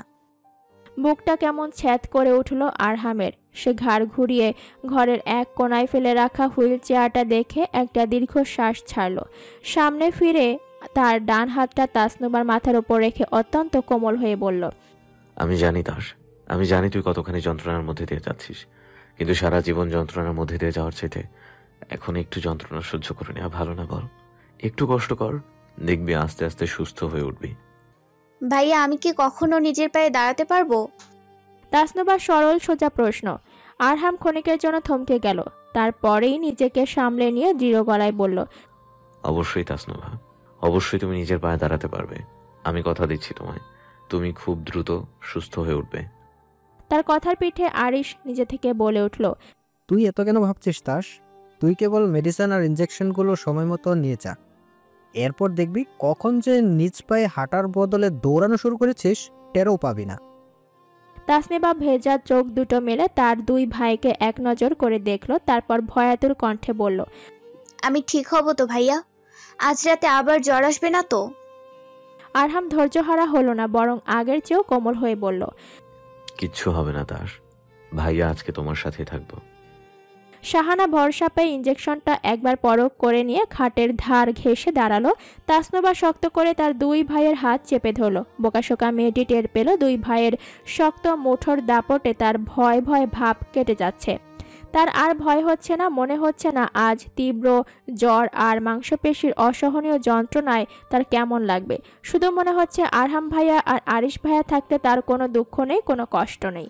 ইঞ্জেকশন দেওয়ার পর শাহানা খাতুন তাসনুবাকে আরও কয়েকটা ঔষধ খাইয়ে দিলেন। দেখা গেল ঔষধগুলো খাওয়ার মিনিট 10 মাথায় তাসনুবা গভীর ঘুমে তলিয়ে গেল। আরহাম আর আরিশ ধীর পায়ে ঘর থেকে বেরিয়ে এলো। আরিশ জানতে চাইল সমাবেশ কেমন হয়েছে। আরহাম মাথা নাড়ল ছোট করে। ভালোই হয়েছে, এখন শুধু ভালোই ভালো নমিনেশনটা পেলেই হলো। দুপুর 3টা বাজার কিছু সময় পর আরহামের ফোনে ওয়াজিদের কল এলো। আরহাম ঠিকমতো ফোন রিসিভ করার আগেই ওয়াজিদ হড়বড় করে বলল, আরহাম তুই কোথায়? দ্রুত মালিবাগ থানায় আয়, টিটু আর মিরনকে থানায় আটকে রাখা হয়েছে। কথা কানে যেতেই আরহাম তৎক্ষণাৎ একটা ঢিলেঢালা টি শার্ট গায়ে জড়িয়ে বেরিয়ে গেল। সে সবে মাত্র গোসল করেছে, ভেজা চুলগুলো থেকে পানি পড়ছে, তার কলারের দিকটা সিক্ত হয়ে আছে। আরহাম গাড়িতে উঠে সোজা মালিবাগ থানার পথ ধরল। আজ রাস্তায় তেমন মানুষ নেই। আরহাম তার পাজেরো গাড়িটি এক প্রকার উড়িয়ে এনে মালিবাগ থানার সামনে থামল। থানার গেটে ওয়াজিদ দুহাত আড়াআড়ি রেখে চুপচাপ দাঁড়িয়েছিল। আরহামকে দেখতেই সে 2 কদম এগিয়ে এলো। আরহাম জানতে চাইল কোথায় আছে তারা। ওয়াজিদ তর্জনী তুলে থানার ভেতরের একটা রুম দেখালো। আরহাম তার ট্রাউজারের পকেটে এক হাত গুজে হেলে ধুলে ভেতরে গেল। ইন্সপেক্টর রেদওয়ান হাফিজ তখন তার ডেস্কে বসে অভিযোগ খাতায় কিছু একটা লিখছিল। আরহাম রুমে ঢুকে ডেস্কের সাথে হেলান দিয়ে দাঁড়ালো, গলা উঁচু করে অভিবাদন জানালো, আসসালামু আলাইকুম ইন্সপেক্টর সাহেব। রেদওয়ান অভিযোগের ডায়েরি থেকে মাথা তুলল। সামনে দাঁড়ানো ব্যক্তিটিকে দেখা মাত্রই সে এক লাফে উঠে দাঁড়ালো, সালাম দিয়ে বলল, স্যার আপনি? শুনেছি তুমি নাকি আমার দলের 2জন ছেলেকে লকআপে পুরেছো আজ। রেদওয়ান কপাল কুঁচকে নিল। তার কথা শুনতেই সহসা তার কপাল মসৃণ হলো। কিছু একটা বুঝে ফেলার মতো করে মাথা নেড়ে সে বলল, ওই ছেলেগুলো আপনার দলের ছিল? সরি স্যার, জানতাম না আমি এই বিষয়ে। আরহাম টেবিলের সামনে রাখা কাঠের চেয়ারটি টেনে তার উপর বসলো, পায়ের উপর পা তুলে বলল, দোষ কি করেছিল এমনিতে? মারপিট করেছিল নাকি? না স্যার, এরা দুজন একটা মেয়েকে ফলো করছিল। ফলো করতে করতে মালিবাগ পর্যন্ত এসে গিয়েছিল। পরে মেয়ের বোন এদেরকে ধরে এনে আমাদের হাতে তুলে দিয়েছে। আরহাম বিষম খেল, আশ্চর্য হয়ে বলল, কি অদ্ভুত, মেয়ে করেছে সব? জি স্যার, একেবারে রোগা পাতলা একটা মেয়ে, সাথে আবার অভিযোগও দায়ের করেছে। আরহাম উপর নিচ মাথা নাড়ল, টেবিলের ওপর রাখা পেপার ওয়েটটা একবার শূন্যে ছুঁড়ে আবারও নিজের মুঠোয় পুরে নিল। তারপর ধারাবাহিকভাবে একই কাজ বারবার করতে লাগলো। মাঝখানটায় ভরাট পুরুষালী কণ্ঠে আদেশের সুরে বলল, যাও তাদেরকে বের করে আনো। রিদওয়ান ছুটল লকআপের দিকে। 2 মিনিটের মাথায় সে তার পেছনে টিটু আর মিরনকে নিয়ে হাজির হলো। আরহাম এদের মুখের অবস্থা দেখেই চোখ কপালে তুলে বলল, কিরে, তোদের মুখের এই অবস্থা হয়েছে কেন? কে মেরেছে তোদের? মিরন ঠোঁটের চারপাশ লেপটে থাকা রক্তটুকু মুছে নিল। তাদের হয়ে জবাব দিল রিদওয়ান। আফসোস করে বলল, আরে স্যার, আর বলবেন না, ওই মেয়ের বোনই তাদের এই অবস্থা করেছে। বেচারাদের লাঠি পেটা করতে করতে থানায় এনেছে ওই মেয়ে। আরহাম 2 হাত বুকে বেঁধে উঠে দাঁড়ালো। ভ্রু কুচকে জানতে চাইল কে সেই মেয়ে, নাম কি। রিদওয়ান দ্রুত অভিযোগের ডায়েরিটা হাতে নিল। অভিযোগকারী ব্যক্তিটির নাম দেখতে সে গলা ছেড়ে উচ্চারণ করলো, নবনীতা নূর সেই অভিযোগটা করেছে। আরহাম শান্ত হয়ে কিছুক্ষণ সেভাবেই দাঁড়িয়ে রইল। তার কপালের শিরাগুলো ফুলে যাচ্ছে, রাগে তার শরীর রিড়ি করছে, দাঁত কিরমির করছে। ওই নবনীতার দাবাঙ্গিরি বন্ধ হয়নি। আরহাম নিরুত্তর থাকায় ওই পাজি মেয়েটা নিজেই তার দলের লোকদের লাঠিপেটা শুরু করেছে। মেয়েদের এসব দস্যিপনা আরহামের বড্ড অপছন্দ। মেয়েরা হবে কোমল, স্নিগ্ধ, বহমান নদীর মতো শান্ত, একেবারে তাসনুবার মতো। মেয়েদেরকে তো আমি এমনই মানাই। মেয়েরা কেন নবনীর মতো তেদর আর জেদি হবে? জেদ শব্দের সাথে মেয়েদের সম্পর্ক কি? এসব জেদ আর তেজ মেয়েদের সাথে যায় না। আরহাম 2 বার বড় করে শ্বাস নিল। রাগ কিছুটা নিয়ন্ত্রণে আসতেই মিরন আর টিটুকে দেখে বলল, চল বাইরে চল। মিরন আর টিটু চুপচাপ মাথা নামিয়ে বাইরে বেরিয়ে এলো। ওয়াজিদ বাইরেই হাঁটাহাঁটি করছিল। আরহামকে দেখতেই সে এগিয়ে এলো। আরহাম কপালে ভাঁজ ফেলে জানতে চাইল, তুই এই খবর কোত্থেকে পেয়েছিস ওয়াজিদ? ওয়াজিদ ক্ষীণ স্বরে উত্তর দিল, আমি মালিবাগ এসেছিলাম একটা কাজে। তখনই মানুষের ভিড় দেখে কৌতূহলবশত এগিয়ে গিয়েছিলাম। তখনই পুরো ঘটনা বুঝতে পারলাম। যখন সামনে থেকে দেখেছিস তখন ওই মেয়ের গালে 2টো কষিয়ে চর বসাতে পারলি না? এত স্পর্ধা পায় কোত্থেকে? ওয়াজিদ চমকে উঠল, আশ্চর্য হয়ে বলল, তাকে মারবো কেন? দোষ তো তোর দলের ছেলেরা করেছে। একটা মেয়েকে ফলো করা কি কোনো ভালো কাজ? আমি তো এখানে নবনীতার কোনো দোষ দেখছি না। আরহামের চোখের চোখ রেখে এক নজর দেখে নিল, বিদ্রুপ করে বলল, বাপরে, খুব নবনীতার গান গাওয়া হচ্ছে দেখছি। জাস্ট শাট আপ আরহাম, সবকিছু নিয়ে ক্রিটিসাইজ করা বন্ধ কর, ফর গড সেক। এক প্রকার চেঁচিয়ে উঠল ওয়াজিদ। ওকে, যেমনটা তুই বলবি। আরহাম মেকি হেসে জবাব দিল। আরহাম পাশ ফিরল। টিটু আর মিরন একেবারে রোবটের মতো দাঁড়িয়ে আছে, না নড়ছে না কিছু বলছে। আরহাম গলখাকারি দিল, ভরাট কণ্ঠে বলল, এই যে রোমিওদের দল, এসব দাফালিং আর কতদিন চলবে? রোজ রোজ তোদের থানা থেকে ছুটিয়ে নিতে আসবে কে? কাল থেকে একটু সীমার মধ্যে থাকবে, কেমন? দুজন রোবটের মতো মাথা নেড়ে জানালো তারা এখন থেকে নিজেদের সীমার মধ্যে থাকবে। আরহাম প্রসন্ন হেসে বলল, গুড, মনে থাকে যেন। সোজা বাড়ি যা। ছেলে দুটো মাথা নেড়ে থানার গেট দিয়ে বেরিয়ে এলো। আরহাম 2 হাত বগল দাবা করে মিনিটখানেক থানার প্রাঙ্গণে শটান হয়ে দাঁড়িয়ে রইল। মাঝখানে আবার ট্রাউজারের পকেট থেকে মুঠোফোন বের করে সেখানটায় সময় দেখে নিল। ওয়াজিদ আর চোখে পুরোটা সময় তার কার্যকলাপ দেখে গেল, তবে মুখ ফুটে কিছু বলল না। দুজনের মধ্যে কিছু সময় স্নায়ুযুদ্ধ চলার পর শেষে আরহামকে সে কণ্ঠ পরিষ্কার করে বলল, চল গাড়িতে এসে বস, এখানে ভীষণ রোদ, গরম লাগছে আমার। 16 বছর বয়সী কিশোরী মেয়েটির ভয়ে গুটিয়ে যাওয়া শরীরটা তখনও থরথর করে কাঁপছিল। দাঁতে দাঁত ঘর্ষণের দরুন মুখ থেকে অদ্ভুত ধরনের শব্দ বের হচ্ছিল। নবনীতা শুভ্রানের গায়ে একটা কাঁথা মেলে দিয়ে তাকে শক্ত করে জড়িয়ে ধরল। শুভ্রার ভয়ে তটস্থ শরীরটা বোনের শক্ত আলিঙ্গনে বেড়াল ছানার মতো মিয়ে গেল। সে 2 চোখ দিয়ে অনর্গল পানি ছেড়ে বলল, আব্বাই, আমার খুব ভয় করছে। চলো না আব্বাই, আমরা শহর ছেড়ে কোথাও পালিয়ে যাই। শুভি, ছোটখাটো একটা ধমক দিল নবনীতা। এসব কেমন কথা শুভি? আমরা কেন পালাবো? দোষ কি আমাদের? শোন শুভি, পৃথিবীটা অত সোজা না। অমন বিড়ালের মতো থাকলে না শহর কিংবা গ্রাম কোথাও গিয়ে বাঁচতে পারবি না। একটু শক্ত হতে হবে সোনা। আমার তো কোনো পাপ করছি না আমরা, তাই না? তাহলে আমরা কেন পালাবো? পাপ করছে তারা যারা বিনা দোষে একটা নিরপরাধ মেয়ের জীবনে অশান্তি সৃষ্টি করছে। আমরা কেন তাদের ভয় নিজেকে গুটিয়ে নিব? কতবার গুটিয়ে নিব আর কতবার পিছু হটলে তারা খুশি হবে বলতে পারিস আমায়?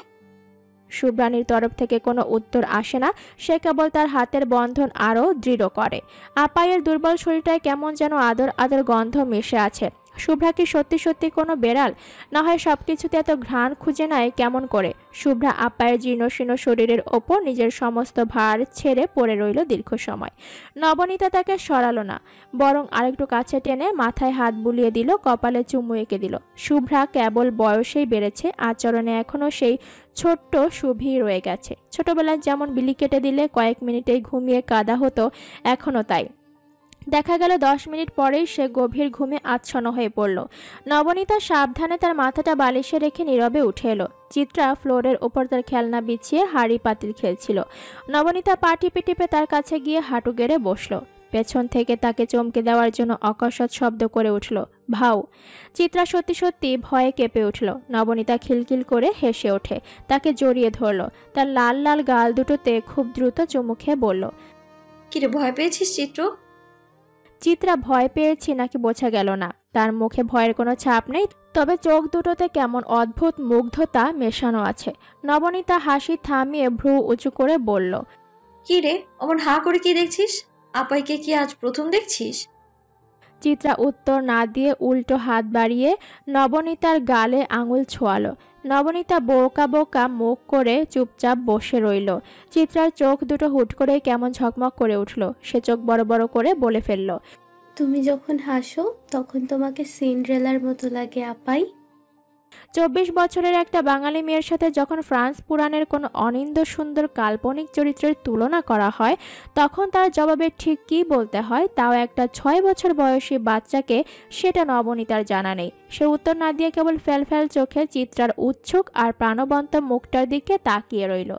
চিত্রা ইদানিং নিজ থেকে একটু একটু পড়তে পারে। তাকে গত মাসে নবনীতা বেশ কিছু গল্পের বই কিনে দিয়েছে। সেখানে সিন্ড্রেলার গল্পটাও ছিল। খুব সম্ভবত শুভ্রানী তাকে এই গল্পটা পড়ে শুনিয়েছে।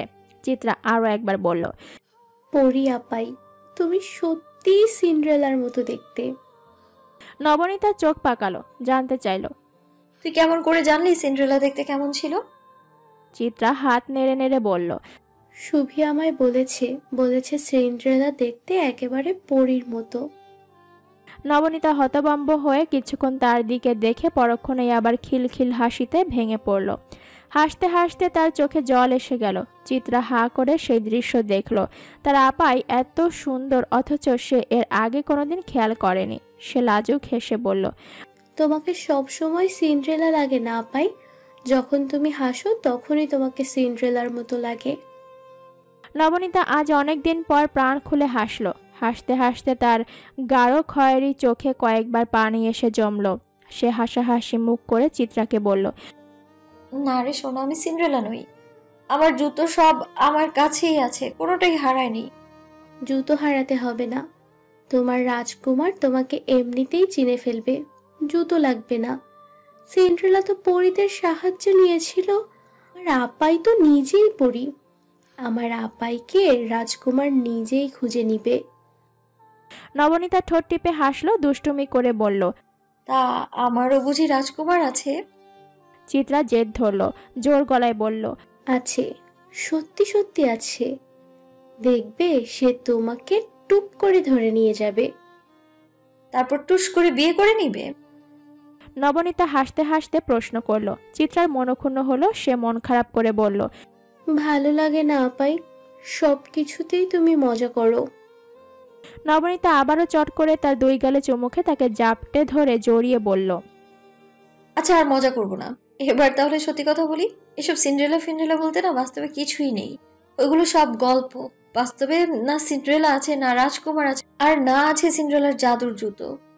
নবনীতা চুলগুলোকে কোনোরকম খোপায় বেঁধে চিত্রার খেলনাগুলো হাতে নিয়ে নিয়ে দেখল। অথচ সে জানল না পরিণামের সিন্ড্রেলা রাজকুমার সত্যিই এসে গেছে। বোকা নবনী বুঝল না জুতো না হারালেও সিন্ড্রেলা হওয়া যায়, তবে সব রাজপুত্র তো আর একরকম হয় না। নবনীতার রাজপুত্র একটু ভিন্ন, কিছুটা এলোমেলো, কিছুটা মাথা গরম, আবার কিছুটা একরোখা। রিমির কলটা প্রথমবারে নবনীতা ধরতে পারেনি। গোসল শেষে যখন সে ফোনটা হাতে নিল তখন নিজ থেকে আবার কল দিল তাকে। রিমি জানালো আজ বিশ্ববিদ্যালয়ে একবার আসতে হবে, একটা ফর্ম পূরণ করতে হবে। নবনীতা কলটা রেখে আলমারি ঘেটে একটা গেরুয়া রঙের কামিজ বের করলো। জামা পরে সে প্রথমেই সাদেক সাহেবের ঘরে গেল। সাদেক সাহেব যখন আধ শোয়া হয়ে পত্রিকা পড়ছিলেন, নবনীতা দরজার সামনে দাঁড়িয়ে চাপা স্বরে বলল, মামা আসি। সাদেক সাহেব পত্রিকা থেকে চোখ সরিয়ে নবনীতাকে দেখা মাত্রই উঠে বসার চেষ্টা করলেন। নবনীতা এক ছুটে তার কাছে গিয়ে তার কাঁধে দুহাত রেখে বারণ করল, আহা মামা, করছোটা কি? উঠতে হবে না, শুয়ে থাকো তুমি। সাদেক সাহেব আর ওঠার জন্য কোনো তাড়া দেখালেন না, উল্টো নবনীতার দুই হাত নিজের দুই হাতে আঁকড়ে ধরলেন। ক্ষীণ কণ্ঠে বললেন, কেমন আছিস পরিমা? নবনীতা নিশ্চুপ হাসল, মিষ্টি করে জবাব দিল, আমি ভালো আছি মামা। তুমি কি রাগ হয়েছো গত 2 দিন তোমার কাছে আসিনি বলে? আমার না খুব মাথা ব্যথা ছিল মামা, তুমি কষ্ট পাওনি তো? সাদেক সাহেব মলিন মুখে হাসলেন, কাশতে কাশতে বললেন, রাগ কেন করব মা, তুই বাদে আর আমার কাছে আসে কে? নবনীতা মিনিট কয়েক সেভাবেই চুপ করে বসে রইল। তারপর মেঝের দিকে চোখ নামিয়ে ধীরে ধীরে বলল, মামা তুমি চিন্তা করো না, আমি চাকরি খুঁজছি। ভালো বেতনের একটা চাকরি পেলেই তোমার অপারেশন করাবো। এরপর আর তোমায় এমন সারাদিন শুয়ে থাকতে হবে না, তুমিও সবার মতো করে হাঁটবে। একটু অপেক্ষা করো মামা, চাকরিটা শুধু পেতে দাও আমায়। সাদেক সাহেব আলতোছে চোখ মুছলেন। নবনীতা আশ্চর্য হয়ে বলল, কি হয়েছে মামা, তুমি কাঁদছো কেন? সাদেক সাহেব কান্না থামালেন, দুটো তপ্ত শ্বাস ছেড়ে বললেন, কাঁদছি না রে মা, তোর কথা ভাবছি। এই যে আমরা এতগুলো মানুষ তোর উপর বোঝা হয়ে আছি, আর তুই কত হাসি মুখে সবকিছু সামনে নিচ্ছিস। এইটুকু শরীরটার উপর আর কত অত্যাচার করবি? আমার চেয়ে চিকিৎসাটা তোর বেশি প্রয়োজন পড়ি। আহ মামা, রাখো তো এইসব কথা, আমি একদম সুস্থ আছি। নবনীতা কিছু সময় নীরবে থেকে আবার নিজ থেকে বলতে লাগলো, বাবা মার মৃত্যুর পর পৃথিবীটা কেমন ভেঙে চুরমার হয়ে গিয়েছিল মামা। তখন সুভি আর চিত্রকে নিয়ে আমার মনে হচ্ছিল আমি কোনো মরুভূমিতে দাঁড়িয়ে আছি, শুকনো মরুভূমি, ধুধু প্রান্তর, চারিদিকে কোথাও কেউ নেই। সেই দিনগুলোর মতো অসহায় আমার আর কোনো দিনও লাগেনি মামা। মা নেই, বাবা নেই, মাথার উপর কোনো ঠাঁই নেই। সেই চরম দুর্দিনে তুমি আমাদের একটা ঠাঁই দিয়েছো মামা, মাথার উপর একটা ছাদ জোগাড় করে দিয়েছো। তোমার অসুস্থতার আগ পর্যন্ত তুমি আমাদের আগলে রেখেছো, কোনোদিনে একটাও মন্দ কথা বলোনি। অসুস্থ হওয়ার পরেও তোমার অনুপস্থিতিতে চিত্র আর সুবিকে দেখে রেখেছো। তুমি বাদে আমাদের আর কে আছে মামা? আমরা কি করে তোমাদের অবদান বলতে পারি বলো? সাদেক সাহেব জড় পদার্থের মতো নিশ্চুপ বসে রইলেন। নবনীতার কণ্ঠ জড়িয়ে আসলো, কিন্তু চোখ দিয়ে সামান্য জলও এলো না। সেই দুটো চোখে সাদেক সাহেব বহু বছর ধরে জল দেখেননি। সাদেক সাহেব টের পেলেন মেয়েটি অনন্যা। প্রেম আর প্রতিবাদের এক অনন্য মেলবন্ধনে তার নারীসত্তাটি ঝলমল করে ওঠে। দুই বোনের জন্য তার ভেতরে আদর আর ভালোবাসার কোনো সীমা নেই। ঠিক একইভাবে অন্যায়ের প্রতিবাদে তার মধ্যে প্রতিরোধ আর বিদ্রোহের কোনো কমতি নেই। সে সত্যিই পরী, মানুষের মাঝে মিশে থাকা একটা চমৎকার সুন্দর পরী। সাদেক সাহেব আবারও তার আগের কথার পুনরাবৃত্তি করলেন, শ্বাস টেনে টেনে বললেন, নিজের স্বাস্থ্য নিয়ে অবহেলা করিস না পরি, পারলে এই সপ্তাহে একবার চেক আপটা করিয়ে নে। নবনীতার হাসাহাসি মুখটার হাসি মিলিয়ে গেল সহসা। সে দাঁত দিয়ে নিজের ঠোঁট কামড়ে ধরে তার ভ্যানিটি ব্যাগটা এক পলক দেখল। এই মাসে তার হাতে একটা টাকাও অবশিষ্ট নেই। যাতায়াতের জন্য 108 টাকা আছে বোধহয়। বাকি টাকা পুরোটাই খরচা হয়ে গেছে। ডাক্তার দেখানোটার সম্ভব না, অন্তত এই মাসে না। সে সাদেক সাহেবের হাত থেকে তার দুটো হাত ছাড়িয়ে নিয়ে নীরবে উঠে দাঁড়ালো। মুখে জোরপূর্বক হাসি ফুটিয়ে বলল, ঠিক আছে মামা, দেখাবো ডাক্তার।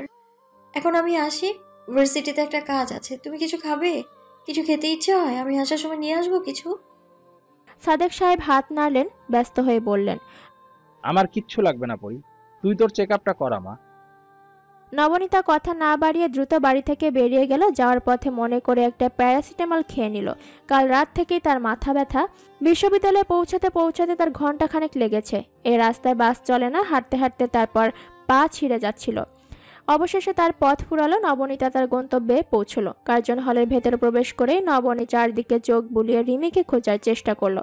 শেষটায় বাধ্য হয়ে তাকে কল করলো। রিমি কল ধরেই চেঁচালো, ডান দিকে ফিরে নবনী, এই যে আমি, লাল কুর্তি।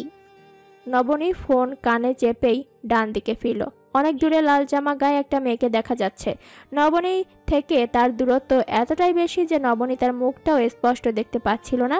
রিমি প্রায় দৌড়াতে দৌড়াতে ছুটে এলো। নবনী তার মুখোমুখি হতেই কপট রাগ দেখিয়ে বলল, নবনী, তুই কি কোনোদিনই সময় মতো আসতে পারিস না? কতক্ষণ ধরে বসেছিলাম আমি। নবনীতা কথা না বাড়িয়ে অফিস কক্ষের দিকে এগিয়ে গেল। যেতে যেতে বিরক্ত মুখে বলল, এখন তো এসে গিয়েছি, এখন চল, এমনিতে মাথা ঘুরছে, আগে কাজটা শেষ করে নিই। অফিস থেকে ফর্ম তুলে সেটা পূরণ করে পুনরায় অফিসে জমা দিতে আরও ঘন্টাখানেক সময় লাগলো। কাজ শেষ হতেই রিমি প্রস্তাব দিল টিএসসির মোড়ে যাওয়ার। নবনীতা এক হাত মাথায় চেপে কাপা গলায় বলল, আজ না রে রিমি, ভীষণ মাথা ব্যথা করছে আজ। রিমি আর জোরাজুরি করল না।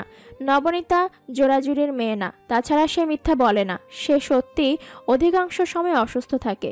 রিমি আলতো করে তার হাতটা নবনীতার কাঁধে রাখলো। এই সামান্য সহমর্মিতায় নবনীতার মুখটা খুশি খুশি হয়ে গেল। সে একগাল হেসে রিমির গাল টেনে বলল, খুব সুখী হ রিমি। আচ্ছা একটা কথা, বাড়িতে যে বলছিলে বিয়ের আলোচনা চলছে, সেটা কত দূর? গত সপ্তাহে ছেলেপক্ষ দেখতে এসেছিল, মনে হচ্ছে বিয়েটা হয়ে যাবে এইবার। আরে বাবা, চমৎকার ব্যাপার তো।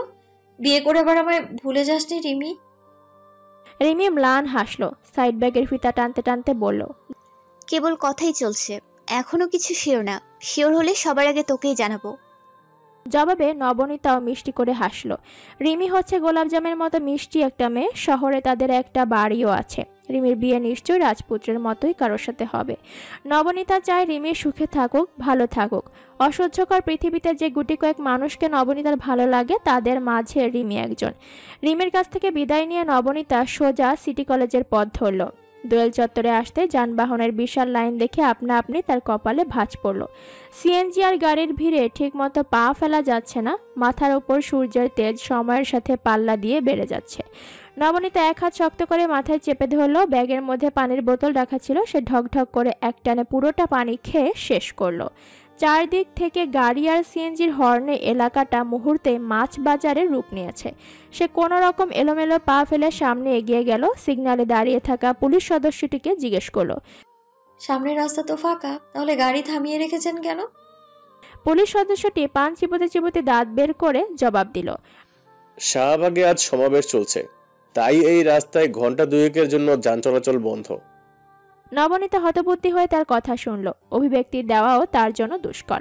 এরকম একটা ব্যস্ত রাস্তায় যানবাহন চলাচল বন্ধ থাকতে পারে, তাও এত ঠুনকো কারণে? একটু পর যখন সে বুঝতে পারল ট্রাফিক পুলিশ সত্যি সত্যি 2 ঘন্টা রাস্তা ব্লক করে রাখবে, তখন তার মেজাজ ভয়ঙ্কর রকম বিগড়ে গেল। সে ক্ষুব্ধ স্বরে বলল, এসব কি ধরনের খেয়াল খুশি?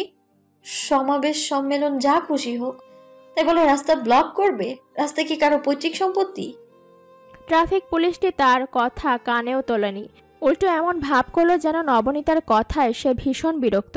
নবনীতা পেছন ফিরে বিস্তীর্ণ গাড়ির সারি দেখে আবার সামনে ফিরে ট্রাফিক পুলিশের বুথের দিকে এগিয়ে গেল। সেখানে 2 জন পুলিশ অফিসার ছিল। নবনীতা তাদের কাছে অভিযোগ করলো, জানতে চাইল ঠিক কোন আইনে ঘন্টার পর ঘন্টা এভাবে রোড ব্লক করা হয়েছে। এটা অন্যায়, স্পষ্ট অন্যায়। প্রথমে তার দিকে যে পুরুষ সদস্যটি এগিয়ে এলো, তার বুকের কাছে ব্যাচের ওপর নাম লেখা মোবারক। মোবারক নামের মাঝবয়সী লোকটা তার সামনে এসে দায়সারা ভাব নিয়ে বলল, দেখুন ম্যাডাম, আমাদের এসব নিয়ে বলবেন না। আমরা কেবল উপর মহলের অর্ডার মেনে চলি। উপর মহলের নির্দেশ আছে, সমাবেশ শেষ হওয়া পর্যন্ত গাড়ি ছাড়া যাবে না। নবনীতা বাকরুদ্ধ হয়ে শুধু তার কথা শুনে গেল। তারপর বিনা বাক্য ব্যয়ে চুপচাপ সেখান থেকে সরে এলো। কয়েকটা গাড়ি থেকে যাত্রীরা বেরিয়ে এসে ট্রাফিক পুলিশদের সাথে তর্কে জড়িয়েছে। তবে পুলিশ সদস্যরা অনড়। উপর মহলের আদেশ না মানলে চাকরি থাকবে না। নবনীতা চলেই যাচ্ছিল, ঠিক তখনই কয়েকটা গাড়ি পেছনে কেন একটা গাড়ি বিকট স্বরে কারো আর্তনাদের শব্দ তার কানে এলো। ভেতরটা ছ্যাদ করে উঠল সাথে সাথে। এই আর্তনাদগুলো নবনী সহ্য করতে পারে না। তার মাথা ঘুরে, গলা শুকিয়ে যায়। মনে হয় এক্ষুনি সে জ্ঞান হারিয়ে ফেলবে। লোকজন ইতোমধ্যে গাড়ি থেকে বেরিয়ে আওয়াজের উৎস খোঁজার চেষ্টা করলো। ভিড়ের মধ্যে থেকেই কেউ একজন বলে উঠল, ভাই, পেছনে অ্যাম্বুলেন্স, অ্যাক্সিডেন্টের রোগী, সময় মতো হাসপাতালে না নিলে পথেই মারা যাবে। মুহূর্তেই চারদিকে গুঞ্জন শুরু হলো। কেউ কেউ ঘটনা দেখতে এগিয়ে এলো, কেউ দাঁড়িয়ে দাঁড়িয়ে তামাশা দেখলো, কেউ বা আবার নানা রকম পরামর্শ দিল। অ্যাম্বুলেন্সের ড্রাইভার গাড়ির জানালা গলিয়ে মাথা বের করে জানালেন গাড়িটা কোনো রকমে ঘুরিয়ে অন্য রাস্তায় নিতে পারলেও হবে, অন্তত সেই ব্যবস্থাটা যেন করা হয়। কিন্তু দেখা গেল রাস্তার অবস্থা এমন যে গাড়ি ঘোরানোর জায়গা পর্যন্ত নেই। নবনীতা ভঙ্গুর কাঁপা কাঁপা পায়ে এগিয়ে গেল। গাড়ির ভেতর থেকে একটা মেয়ে হাওমাও করে কাঁদছে, একটু পরপর আর্তনাদ করে যাচ্ছে। প্রচণ্ড গরমে চারদিকে হাঁসফাঁস অবস্থা। 2 দিন আগেই তুমুল বৃষ্টি আর এখন আবার কাঠফাটা রোদ। আচমকা গাড়ি থেকে একটি মেয়ে হুড়মুড় করে বেরিয়ে এলো, তারপর এক দৌড়ে রাস্তার কিনারায় গিয়ে গড়গড় করে বমি করলো। নবনী বোকার মতো শুধু সবকিছু দেখে গেল। সহসা তার চোখ গেল গাড়ির ভেতর। গাড়ির ভেতর একজন পুরুষ যন্ত্রণায় কাতরাচ্ছে, তার মাথা ফেটে অঝোর ধারায় রক্ত গড়াগড়ি খাচ্ছে। কি বিভৎস দৃশ্য! স্ট্রেচারে শুয়ে থাকা লোকটা কথা বলছিল না, কেবল মুখ দিয়ে অদ্ভুত রকম শব্দ করে যাচ্ছিল। শব্দের সাথে সাথে তার মুখ দিয়ে রক্ত ঝরছিল। নবনীর গা গুলিয়ে এলো। লোকটার ঘোলাটে চোখ দুটো দেখেই তার অন্তরাত্মা শুকিয়ে গেল। ইস, কতটা কষ্ট পাচ্ছে লোকটা! হঠাৎ একটা অদ্ভুত ঘটনা ঘটল। স্ট্রেচারে শুয়ে গোঙাতে থাকা লোকটা হাত বাড়িয়ে নবনীকে ডাকলো, কাতরাতে কাতরাতে বলল, নবনী, আমার সাহসী মেয়ে শুভ্রি আর চিত্রার খেয়াল রেখো বাবা। বাবা হয়তো থাকবো না, কিন্তু তুমি তাদের পাশে থাকবে আর সবসময় মনে রাখবে বাবা তোমাদের খুব ভালোবাসি। নবনীতা ছিটকে 2 কদম পিছিয়ে গেল। কানের কাছে বিকট শব্দে কুকুরের ডাক ভেসে আসছে। আকাশে মেঘের গর্জন, সেই গর্জনের সাথে মাঝবয়সী লোকটার আর্তনাদ ভেসে এলো। পালাও পরি, সুপ্রিয়া আর চিত্রকে নিয়ে দূরে কোথাও চলে যাও। বাবা হয়তো থাকবো না, কিন্তু বাবার মেয়েরা থাকবে। পালাও পরি, তুমি আমার সাহসী মেয়ে। পালাও, পালাও, পালাও। নবনীতা 2 হাত কানে চেপে বিকট স্বরে চিৎকার করে উঠল। পথচারীরা ঘাড় ঘুরিয়ে ঘুরিয়ে তাকে দেখা শুরু করলো। প্রচণ্ড তেষ্টায় নবনীর গলা দিয়ে শব্দ পর্যন্ত আসছিল না। নবনীতা আর কোনো দিকে দেখলো না। 2 হাতে কান চেপে সে উন্মাদের মতো ছুটল শাহবাগের দিকে। ট্রাফিক পুলিশরা হতভম্ব হয়ে রোবটের মতো দাঁড়িয়ে কেবল দেখলো যার যার জায়গায়।